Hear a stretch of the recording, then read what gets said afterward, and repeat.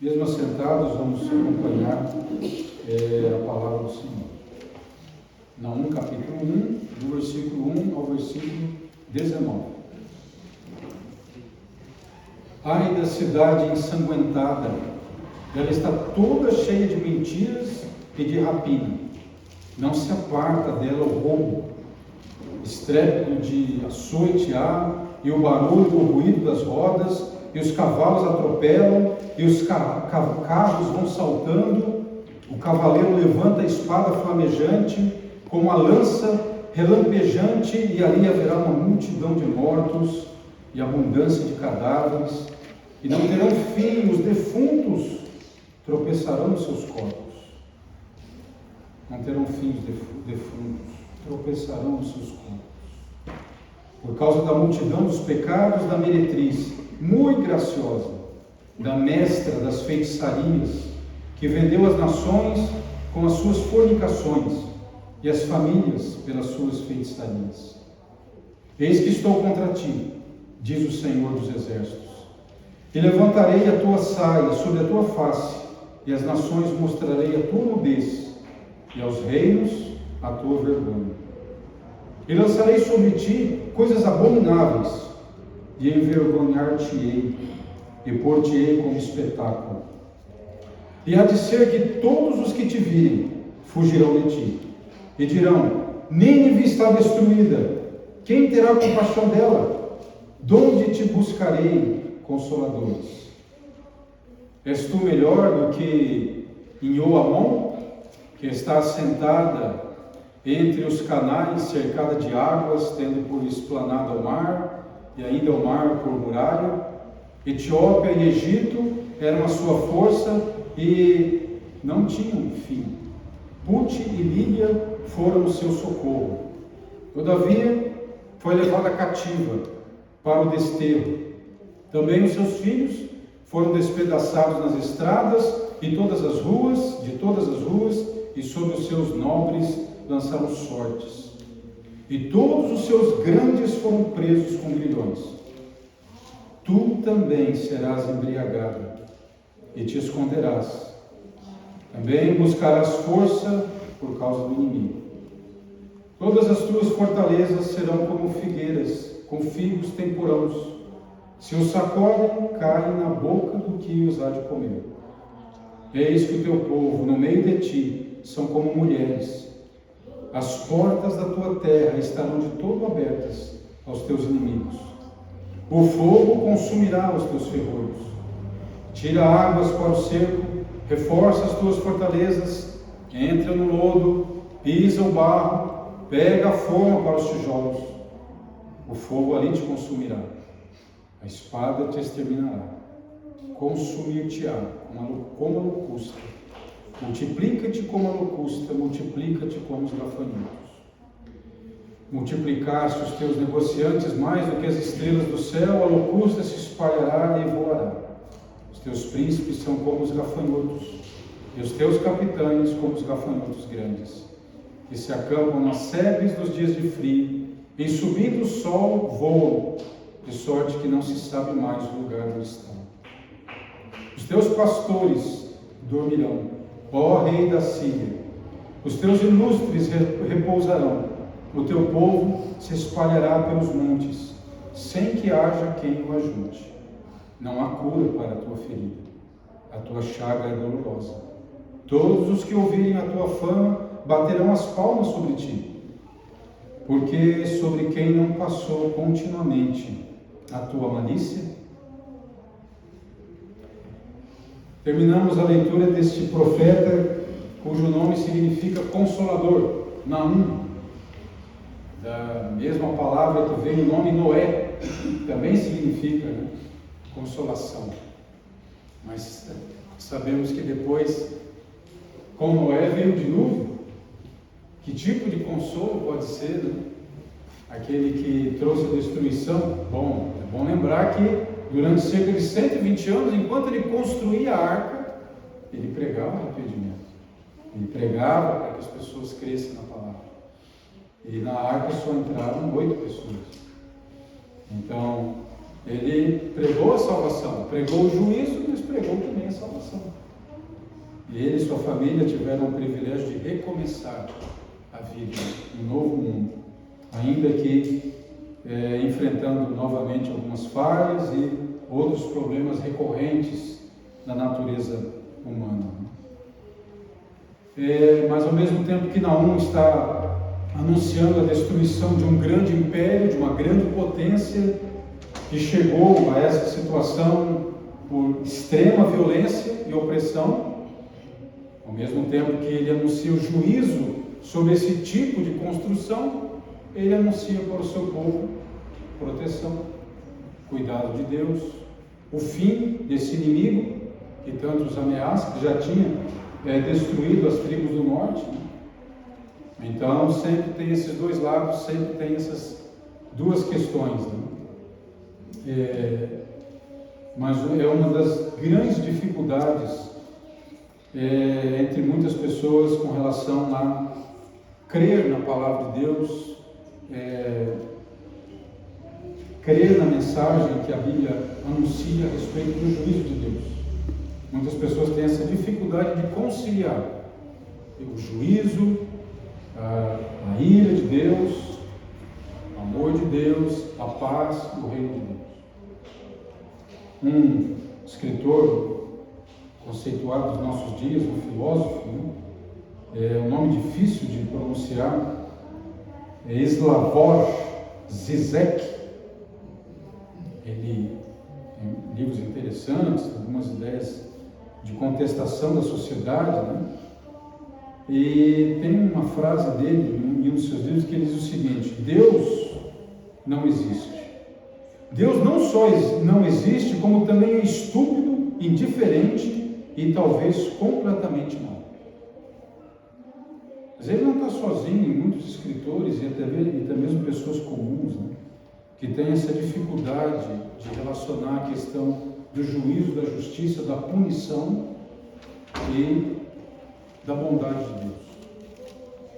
Agora, há outros que também, ao não compreender a seriedade do que trata a palavra de Deus, levam a fé sem a devida avaliação. Há uma pequena história que se conta de um escritor, de um físico ateu, escreveu livros também, mas a área que ele escreveu, física, Niels Bohr, e conta-se que um amigo ateu também, quando chegou na sua casa para visitá-lo, viu que na parede tinha uma ferradura. E aí ele disse: você é ateu, cientista, famoso e tal, por que essa ferradura está aí? Não, é que me disseram que dá sorte. Pois é, mas você é um ateu, você nem é agnóstico Você não acredita. Você acredita na sorte? Não, eu não acredito na sorte. Então, para que está essa ferradura? Eu disse: olha, me disseram que não precisa acreditar, que dá sorte. E tem pessoas com as suas dificuldades em relação a levar com seriedade o que a palavra de Deus fala, também olham a mensagem do Evangelho e caracterizam apenas o Jesus de paz e amor. E não pensam seriamente que Jesus tem sim a mensagem de paz e amor, mas essa mensagem obrigatoriamente tem a contrapartida. Aqueles que não querem ter paz são inimigos da paz. Aqueles que não querem viver esta realidade plena do reino de Deus, do amor, da harmonia para com o nosso Criador, para com o nosso Redentor, da conciliação com dos povos, do fim do egoísmo, do egocentrismo, também se constituem inimigos deste valor, dessa realidade. E, portanto, não podem permanecer no mesmo lugar. Sempre vai haver essa questão, onde houver a busca pela saúde, a doença não pode estar presente. A doença tem que ser vencida. onde se busca cultivar alimentos saudáveis, ali não vai poder haver alimentos contaminados, que levam à doença. Onde se busca numa residência viver a limpeza, como é que naquela casa vai estar a sujeira? Você entra naquela casa, está tudo imundo, e a pessoa recebe você e diz assim: seja bem-vindo aqui. Um dos nossos grandes valores é a limpeza, e para tudo quanto é canto que você olha, está sujeira, está mau cheiro, não faz sentido. Então são realidades que se contrapõem, e a palavra de Deus, né, tem esse aspecto de mostrar que ou uma ou outra precisam ser eliminadas, né? Então é uma visão infantil, é uma visão incoerente e insustentável, onde se preza a ordem, o caos e a desordem não pode se manter. Então o livro de Gênesis tem muito a nos ensinar.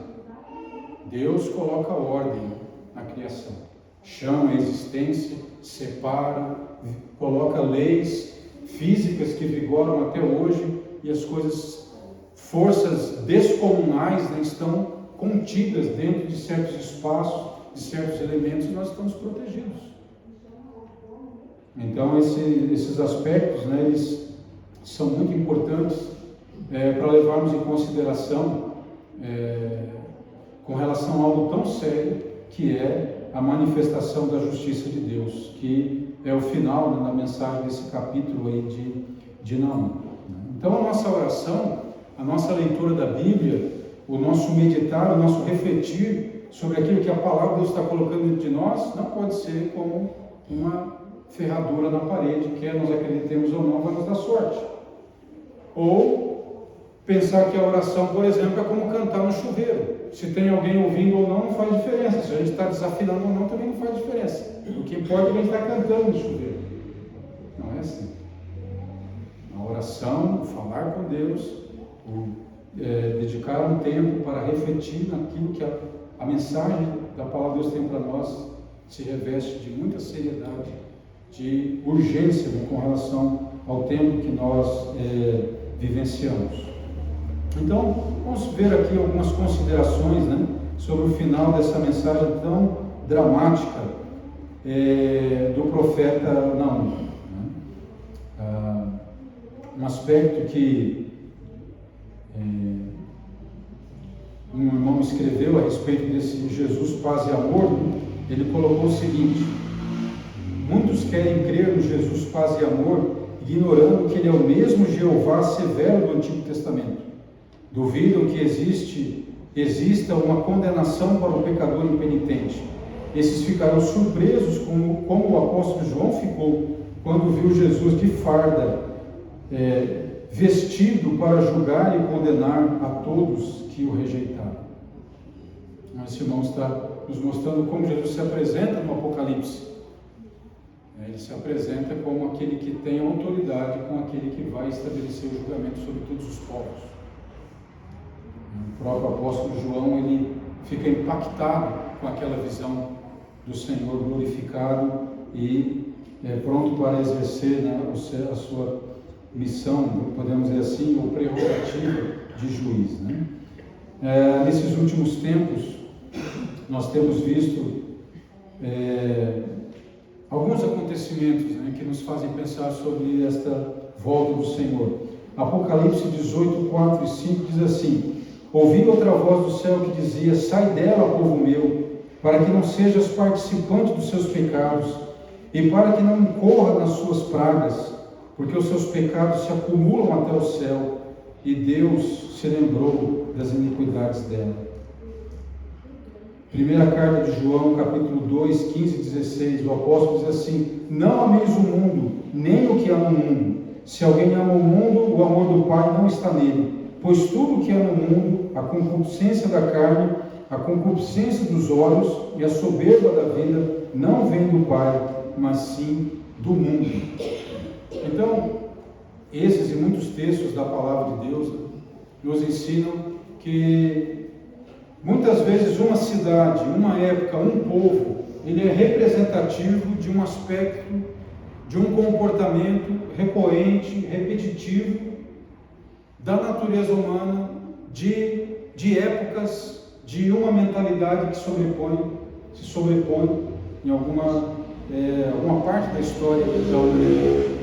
Então, o Apocalipse vai apresentar a Babilônia, outros textos vão apresentar Roma, e elas vão ser o estereótipo, o símbolo daqueles que receberão o julgamento do Senhor. E a palavra de Deus então usa essa figura para nos alertar e nos afastar de tudo isso. Mas veja que interessante, a própria palavra de Deus compara o seu povo com uma cidade. Então, quando o Senhor Jesus nos diz que uma cidade não é colocada sobre um monte para ficar escondida, né? E ele fala que a igreja do Senhor é como essa cidade. Ela tem a luz do Senhor e foi colocada em evidência para apresentar a sua mensagem às sociedades, aos povos durante a história. Então, uma certa escritora colocou da seguinte maneira: é hora de nosso povo levantar suas famílias das cidades para localidades mais isoladas. Caso contrário, muitos jovens e também muitos mais velhos serão enredados e levados pelo inimigo, fora das cidades, fora das cidades. Esta é a mensagem que o Senhor tem me dado. Algumas pessoas entendem que nós devemos nos afastar do ambiente urbano, do ambiente onde há maior influência das tecnologias, dos sistemas políticos e educacionais, e de repente ir para comunidades rurais e nos isolarmos. Talvez seria uma situação agradável, desejável, mas não é isso que nós encontramos na palavra de Deus. Na palavra de Deus, pelo contrário, mostra a igreja indo às cidades, os missionários indo às cidades e evangelizando e procurando ali formar a igreja, de alguma maneira participar da vida, do cotidiano, viver o evangelho ali, não fugir, não criar comunidades e se isolar. Então, quando Jesus diz que a igreja é como uma cidade no monte, é nesse sentido, que de fato Deus nos deu essa missão e a presença dele no nosso coração nos leva a ter valores e atitudes diferentes do que é comum, né, nas sociedades. Mas esse é o alerta, né, que o Senhor tem nos dado, e essas atitudes que alguns têm pensado novamente de repente se afastar, se isolar. Mas quando nós olhamos a palavra de Deus e desdobramentos ao longo dos tempos, nós vamos descobrir que isso não funciona durante muito tempo. Apocalipse 21, versículo 2, 3, 23 e 24 diz assim: E eu, João, vi a santa cidade, a nova Jerusalém, que de Deus descia do céu, ataviada como esposa para o seu marido. E ouvi uma grande voz do céu que dizia: Eis o tabernáculo de Deus com os homens, pois com eles habitará, e eles serão o seu povo, e o mesmo Deus estará com eles, e será o seu Deus. E a cidade não necessita de sol nem de lua, para que nela resplandeçam, porque a glória de Deus a tem iluminado, e o Cordeiro é a sua lâmpada, e as nações dos que são salvos andarão na sua luz, e os reis da terra lhe trarão a sua glória. Então, o Senhor tem nos mostrado que Ele tem como plano reunir todo o seu povo em uma bela e esplêndida cidade, onde todos vivenciam da sua sabedoria, da sua luz, da beleza da sua santidade, da harmonia da sua lei. E é o plano dele que essa cidade seja a realização do jardim do Éden, onde houve a corrupção, a entrada do pecado. A profecia de Naum nos chama a atenção para lembrarmos da palavra de Paulo em Romanos 6, 23. O salário do pecado é a morte. Então, aquela grande cidade, Nínive, seus palácios dourados, suas histórias esculpidas em alto relevo nos paredões dos palácios, seus pisos de luxo, suas ruas plenas de comércio e visitantes, viajantes, aquelas muralhas imensas, né? Os canais de água, toda aquela estrutura, tudo aquilo estava condenado. Tudo aquilo foi construído sobre o sangue de crianças, de mulheres, de idosos, sobre a violência de povos, de nações. Era muito bonito, era algo extraordinário, maravilhoso, mas construído sobre essa exploração. E o profeta Naum estava anunciando que tudo aquilo seria destruído e coberto pela areia, como foi até início do século XX, quando arqueólogos começaram ali em Mossul, no Iraque, suas escavações, descobrindo vestígios daquela cidade. Mas veja o que diz a continuação de Romanos 6,23. O dom gratuito de Deus é a vida eterna por Jesus Cristo nosso Senhor. Então sim, a maldade, o pecado, a desobediência, a injustiça, os vícios, as feitiçarias, as prostituições, tudo de ruim que veio a surgir nesse mundo, que Deus criou perfeito, que Deus criou bom, isso está fadado a ser eliminado, a ser varrido, a se puxar uma descarga e tudo isso descer abaixo. Mas não é toda a história. Uma parte da história é que gratuitamente Deus tem oferecido sua misericórdia, sua graça, a transformação, a mudança de vida. Então esse é um aspecto que também está presente numa mensagem tão pesada como essa de Naum. Vejamos então alguns aspectos que a gente pode destacar aqui, né? Primeiro, esse início da mensagem, ai, é uma expressão muito usada pelos profetas para trazer julgamento, para trazer o alerta, né, de que haverá destruição, de que se aproxima uma situação ameaçadora. Então, o próprio Evangelho, de uma certa maneira, também vem a nós e diz: ai de ti, pecador, ai de nós sem Cristo, a ponto de o pastor e professor Charles Hodgson, em um dos seus sermões, que influenciou a vida de Simon, dizer: o lugar mais seguro que um homem pode estar, mesmo que cercado de ameaças e perigos, é o centro da vontade de Deus. O lugar mais seguro que um homem pode estar, mesmo que cercado de ameaças e perigos, é no centro da vontade de Deus. Quando Simon, com 20 e poucos anos, ouve o pastor Charles Hodgson, que era professor lá no seminário, falar isso, Deus deu a ele a vocação de vir aqui para o Brasil. E o Brasil não tinha boa fama. Se você vai ler os textos que falam do Brasil naquela época, falavam dos índios que estavam aqui, que eram canibais. Um dos holandeses que sobreviveram, e alguns franceses também, escreveram livros falando de como os índios comiam os europeus. Teve um cacique que chegou a comer mais de 60 europeus, né? Então havia essa fama num lugar violento, um lugar de aventuras, mas um lugar ameaçador. Quem queria vir para o Brasil, né? Ainda mais ali, estava nos Estados Unidos, uma nação que se despontava. Mas Simon, ao ouvir isso, seu coração sentiu confortável, que sabendo que Deus o enviava, Deus o guardaria, Deus o protegeria. Mas quando o profeta diz: ai da cidade ensanguentada, ele está dizendo: olha, exatamente o que ele diz mais à frente: o Senhor dos exércitos é contra ti. É desesperadora a tua situação, a tua chaga, a tua ferida, né? Não tem cura. Nós vamos ver até o Senhor Jesus, ele pronuncia 4 ais, lá em Lucas capítulo 6, de 24 a 26. Ai de vocês os ricos, pois já receberam a sua recompensa. Ai de vocês agora que têm fartura, pois passarão fome. Ai de vocês agora que vão lamentar e chorar. Ai de vocês quando todos falarem bem de vocês, pois assim os antepassados trataram os falsos profetas. Então vejam: ai dos ricos, ai dos que estão fartos, ai dos que riem, ai daqueles que são aprovados por todos. A mesma linguagem que Naum está dizendo aqui. O Senhor está falando: olha, vocês Estão vivendo um bem bom? Não estão levando a sério as advertências da palavra de Deus? Ai de vocês, quando o tempo de vocês chegar. Vocês não vão ter o que fazer.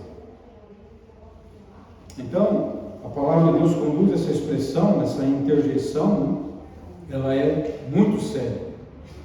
E nós precisamos, com temor no nosso coração, ouvir o que Deus está nos dizendo.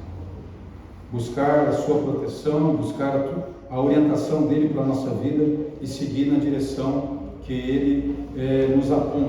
Perceba que o profeta vai falando, conforme vimos no capítulo 2, dá uma certa continuidade da invasão de Nínive, o estrépito, ruído de rodas, cavalos, carros, os soldados, multidão de mortos, cadáveres, defuntos.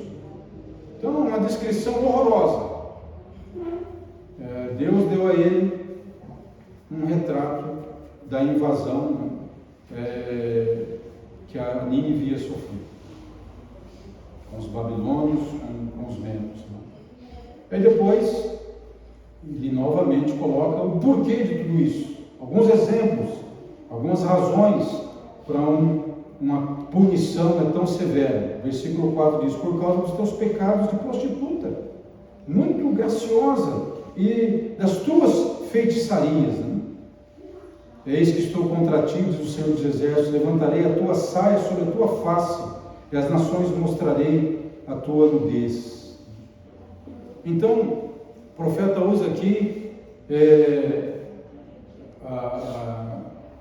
a postura política de guerra, de exploração, de saques, de violência, e depois todo o poder e riqueza que Nínive acumulou, toda a fama que ela acumulou, e aí as suas negociações, as suas propostas de parceria e assim por diante. O profeta diz: isso foi uma prostituição, uma manipulação, uma sedução e uma forma de controlar as outras nações, através da sedução, do encantamento, por aquilo que, com o poder que tinha, Nínive poderia oferecer. E as suas feitiçarias, o culto pagão que eles tinham, principalmente dos deuses de guerra, que eles se entendiam representantes na terra. Então, por isso, toda aquela violência de esfolar a pessoa viva, de empalar, de cortar cabeças, e assim por diante, as suas divindades de guerra. Então, o Senhor Deus julga e condena como prostituição e feitiçaria. Tanto prostituição como feitiçaria, a ideia é de controle, de manipulação.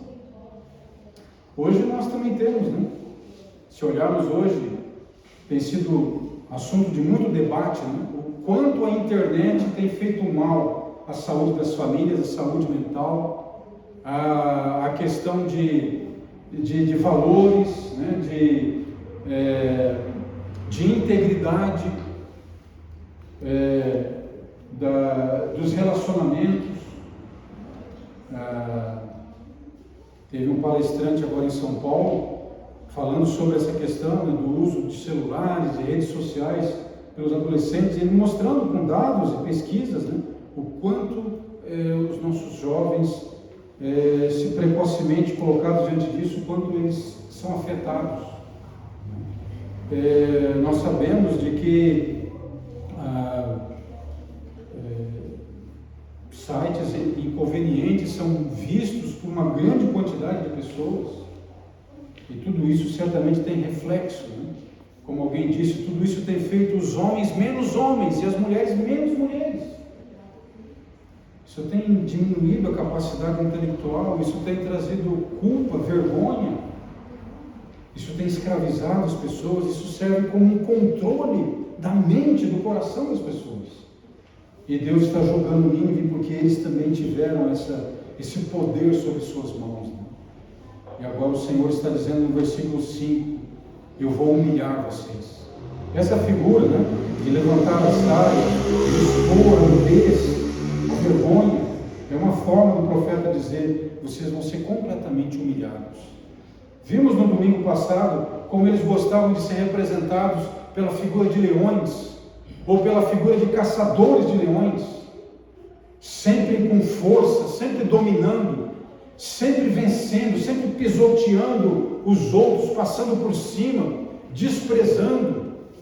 E agora Deus está dizendo: eu vou levantar a saia de vocês. Vocês vão ficar humilhados diante de todos os povos. Para onde foi esse orgulho, essa prepotência, essa arrogância? Por isso que Deus iria demonstrar este peso, né, sobre eles. Né? Lançarei sobre ti coisas abomináveis. Deus ia jogar lixo sobre eles. Eu vou jogar lixo sobre vocês. As pessoas vão passar por vocês e vão ver vocês cheios de lixo, de coisas imundas, de coisas fedorentas, mal cheirosas. Veja que linguagem pesada o profeta usa, né? E envergonhar-te-ei e porei vocês como espetáculo. E foi realmente assim que aconteceu a destruição de Nínive. Ele vai dizer: muitos vão fugir, aqueles que eram seus aliados, né, vão abandonar vocês, vão querer estar longe de vocês. O que Deus está mostrando? Né? Que o juízo do Senhor, ele é proporcional. Se você for olhar a história de Nínive, toda a violência, toda a prepotência, toda a exploração, sem misericórdia, sem piedade, como é que você imaginaria todos esses crimes e a consequência de tudo isso, o juízo de tudo isso? Não poderia ser menos. Então Deus está usando Nínive como usou Sodoma e Gomorra, como usou o dilúvio, como usou Jericó, e como mais à frente usaria a própria Jerusalém, que matou o Senhor Jesus, que matou os apóstolos, que perseguiu os cristãos, que matou Estevão, que matou Tiago. E no ano 70, Jerusalém é destruída pelos romanos. É proporcional. E assim, essa severidade que nos choca, ela é o outro lado da questão. Ela não pode ser escondida. O versículo 8, né, nos fala sobre essa cidade, Noamon. É um outro nome para a grande cidade do Egito chamada Tebas, que foi conquistada e humilhada por Nínive. E o profeta está usando Tebas como um exemplo do que aconteceria com Nínive. Tebas, parecido com Nínive, era cercada de recursos hídricos, muita água, muitos canais, como Nínive era também. E Tebas tinha vizinhos muito leais, amigos que defendiam Tebas: Etiópia, Egito, Put, Líbia. Então, para alguém chegar em Tebas e conquistar Tebas, tinha que passar por esses povos. Eles eram povos fortes, bem estruturados. E se esses povos percebessem que era um invasor tentando chegar em Tebas, eles se levantariam e lutariam contra ele. O que o profeta está dizendo é que vocês sabem, vocês conquistaram Tebas, mesmo sabendo que ela tinha estrutura, que ela tinha poder militar, que ela tinha vizinhos e aliados poderosos. Vocês foram lá e humilharam, e desprezaram, e venceram Tebas. Pois vai acontecer a mesma coisa com vocês. Vocês estão muito confiantes que vocês têm uma muralha imensa, vocês têm um exército, vocês espalharam o terror, todo mundo sabe que vocês são os valentões, ninguém vai enfrentar vocês. Mas assim como Tebas estava muito segura, tinha estrutura, e vocês acham que vocês têm, vocês vão ser levados cativos, seus nobres vão ser sorteados, vocês vão ficar presos, vocês vão andar como bêbados, vocês vão perder as suas forças, vocês vão ser parecidos como figueiras que têm frutos maduros, basta dar uma balançadinha e o fruto cai. Era um símbolo também da riqueza de Nínive. Mas agora Deus está usando para dizer: vocês não vão ter estrutura, vocês vão cair como fruto maduro. E aí ele diz mais, né? vocês vão ser como mulheres. A ideia aqui não é desprezar as mulheres, né? Mas é a ideia popular que tinha naquela época, que em termos de guerra, as mulheres eram medrosas. As mulheres não tinham condições de enfrentar os soldados. Então elas tinham que fugir. E o que o profeta está dizendo é que aqueles grandes soldados assírios, ninivitas, tão destemidos que as pessoas tinham medo quando vislumbravam a sua aproximação, agora eles seriam como mulheres medrosas, correndo, fugindo. As fortalezas seriam como portas já destruídas, consumidas pelo fogo. E aí, um pouco de ironia, o profeta diz: quem sabe vocês não podem ir lá onde se fazem tijolos, começar a pisar o barro, preparar ali os tijolos, colocá-los na forma e cozinhá-los para aumentar a espessura, o tamanho da muralha. Quem sabe vocês podem fazer isso? Vão lá fazer tijolos. O que o Senhor diz? O fogo vai consumir tudo. A espada vai acabar com tudo. Isso não vai adiantar nada. Vocês vão perder tudo como uma lavoura que é consumida por gafanhotos. Vocês tinham negociantes, mas eles vão voar, vão embora, como os gafanhotos quando estão satisfeitos e vão procurar outras regiões. Os seus príncipes vão embora também, como esses gafanhotos. Versículo 18, comparando os seus líderes, como pastores, que é a figura do rei pastor daquela época, o profeta diz: os seus pastores são dorminhocos. Eles estão dormindo. O perigo está chegando e eles não estão vigiando. Antigamente,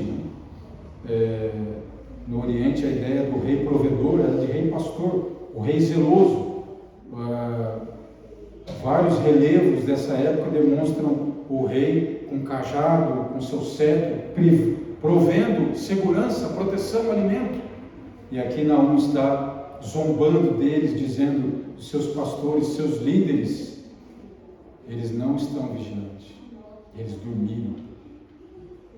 E então diz que o seu povo será espalhado pelos montes e não haverá mais quem os ajude. Finalmente, o profeta usa uma última figura para representar a cidade de Nínive. É um doente terminal.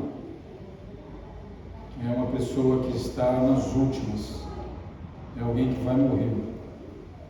E finalmente diz que quando as nações souberem disso, elas vão bater palmas, elas vão comemorar. E como o livro do profeta Jonas, Naum termina com uma pergunta: quem não sofreu por sua causa? Quem não sofreu por causa da sua maldade? Essa pergunta pode ser ampliada e aplicada a vários instrumentos de injustiça, de maldade, de exploração, de violência no mundo. Quando tem a oportunidade de usar o seu poder para o bem e usa para o mal. Essa é uma pergunta que pode ser expressa nesse sentido. Há um texto puritano com o título O Vale da Visão, uma coleção de orações e devoções puritanas reunidas por um escritor chamado Arthur Bennett, e ele colocou um texto nessa coleção, diz assim: Senhor Jesus, eu tenho pecado, permite que eu nunca cesse de me angustiar por isso, nunca esteja satisfeito comigo mesmo, nem pense que alcancei o ponto da perfeição. Mata a minha inveja, controla a minha língua, esmaga o meu eu, dá-me a graça para ser santo, bondoso, gentil, puro, pacífico, para viver para ti, e não para mim, para imitar tuas palavras, ato, espírito, para ser transformado à tua semelhança, para ser plenamente consagrado a ti, e viver plenamente para a tua glória. Liberta-me do apego às coisas impuras, das companhias erradas, do domínio das paixões más, da doçura do pecado, bem como de seu amargor, que com uma autoaversão, uma profunda contrição, uma busca intensa de coração, eu venha a ti, lance-me sobre ti, confie em ti, seja liberto por ti.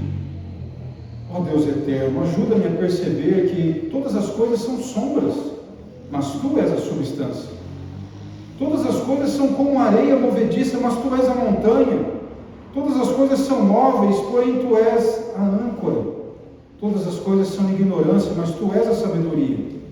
Se minha vida deve ser um crisol em meio ao calor abrasador, que assim seja.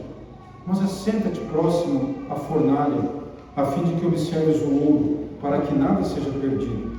Se eu tenho pecado de maneira obstinada, angustiosa, aflitiva, em graça arranca meu choro e dá-me música.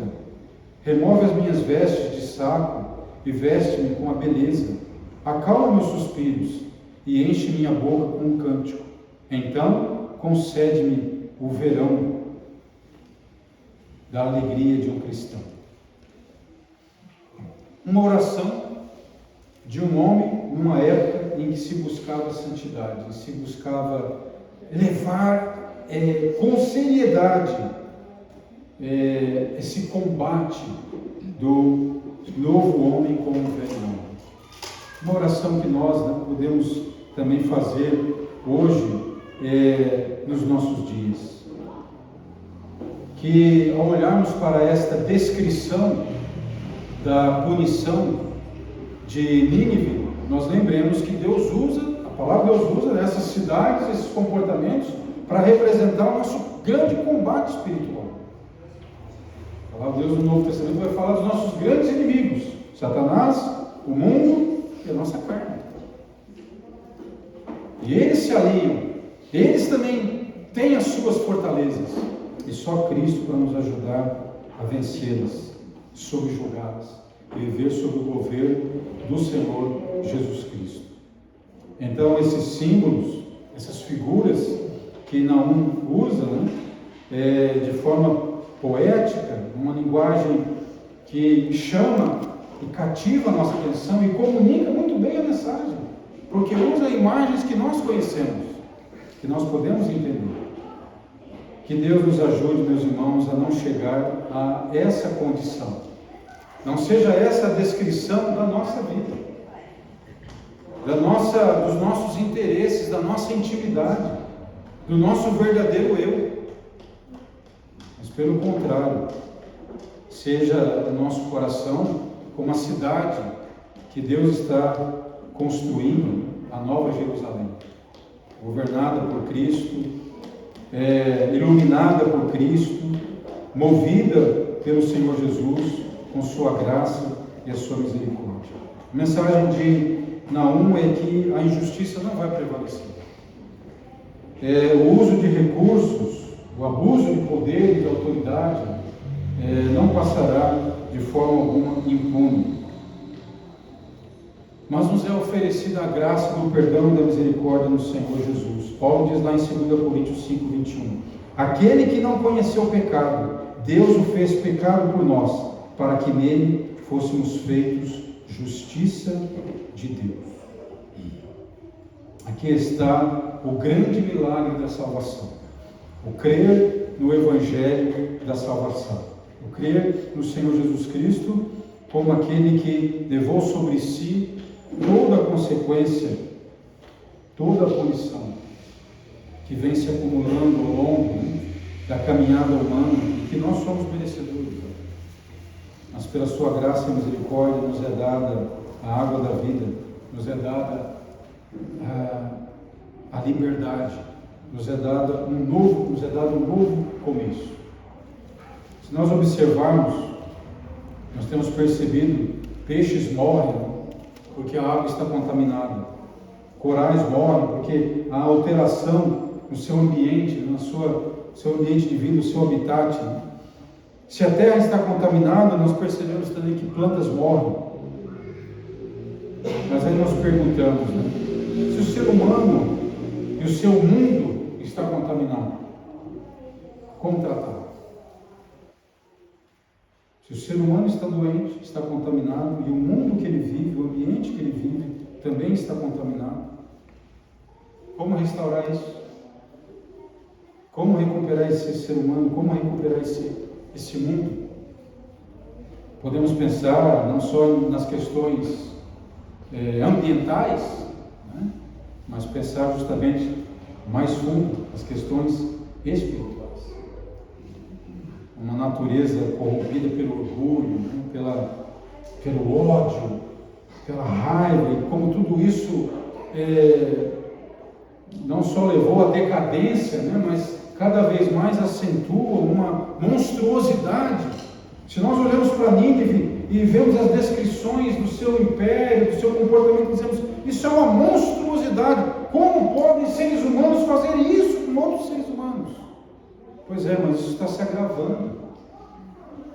Mesmo no mundo sob leis, nós vemos hipocrisias e subterfúgios e manipulações e brechas, né? E toda essa malícia. Se o homem está doente, se o mundo está doente, se as estruturas estão doentes, se as instituições estão doentes, o que fazer? Por isso, como Pedro, nós esperamos novos céus e nova terra, nos quais habita a justiça.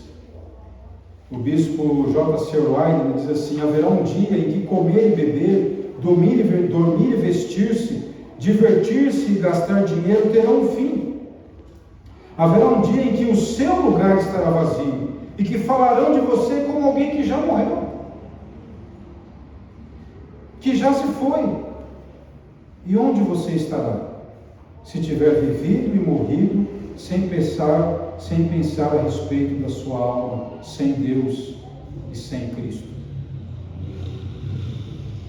Nós estamos cheios de pseudos intelectuais, cheios de pseudos cristãos, cheios de pseudo-igrejas, como na época de Naum, religiões, instituições, discursos, mas que desprezam a palavra de Deus e dizem, não, isso é, como o escritor diz, não, isso aí é o evangelho corrompido. Alguém estava lendo um texto de um teólogo jovem que está escrevendo um livro e diz assim, esse negócio de condenação, que Jesus morreu para perdoar os nossos pecados, isso aí é mitologia. Jesus morreu para nos dar liberdade. Ele morreu porque ele confrontou as autoridades da época. Esse negócio de pecado, pecado original, isso aí não existe. Então nós vamos explicar essa essência maligna do ser humano que a civilização não consegue resolver, a educação, a ciência, e isso vem se tornando cada vez pior. De onde vem isso? Jesus morreu pela liberdade. Liberdade do quê? Dos romanos? Acabaram os romanos, vieram outros dominadores, e vai continuar. Então, liberdade do quê? Qual que é a fonte que gera tudo isso? Não dá para reduzir o evangelho a uma questão política, uma questão social. Jesus trata da questão realmente espiritual. Encerrando, eu vi um vídeo que me impactou esses dias, né? Um sujeito colocou 10 mil larvas num recipiente e ele ia colocando umas coisas ali e cronometrando quanto tempo aquelas larvas demoravam para consumir o que ele colocava. Então ele colocou uma cabeça de pato, colocou lá, aí as larvas, acho que em 20 e poucas horas não tinha mais nada. Aí colocou um bolo, colocou uma pimenta, foi colocando coisas lá, um chumaço de algodão, e aquelas larvas acabou tudo. E eu fiquei pensando, o que sobra? Tudo vai para esses vermes, né? O que sobra?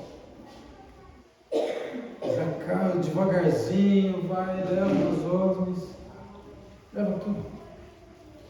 Se nós pensarmos que eles podem representar o que Jesus disse, né? A ferrugem corrói, o ladrão rouba, essas larvas do tempo, né? Levando e consumindo todas as coisas que hoje nós damos tanto valor e que em determinado momento deixam de existir. Tanto trabalho. Às vezes a gente vê aquelas pessoas que passaram ali por uma catástrofe, um furacão, alguma coisa, e assim, olha, eu levei 20, 30 anos para construir essa casa. E em alguns segundos ela foi tudo embora. Algumas pessoas olham os povos do passado, né, e gostam de enaltecer e estabelecer ali um orgulho e se identificar muitas vezes pegar um símbolo daquela nação, colocar na camiseta, fazer tatuagem. Eu vi um que fez a tatuagem dos espartanos. Esses dias eu estava lendo um texto, pesquisas, né, com relação digamos assim, a sociedade de Esparta, né, enaltecida pela coragem, o seu treinamento militar, aquele filme Os 300, né, que enaltece eles e tal. Só que para eles poderem se dedicar exclusivamente ao treinamento militar,